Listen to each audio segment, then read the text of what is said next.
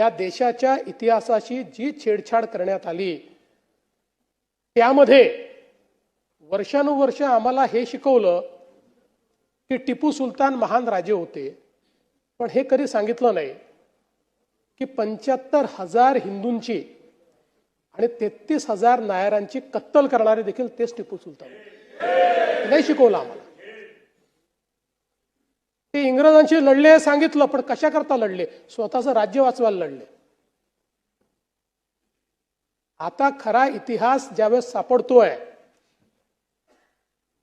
आणि तुमच्या माहिती करता वर्षानुवर्ष या देशामध्ये सरकारने 70 वर्ष एनसीईआरटीच्या पुस्तकामध्ये मोगली साम्राज्याला 17 पानं दिली आणि छत्रपती शिवरायांना 1 पॅरेग्राफ दिला, 1 पॅरेग्राफ।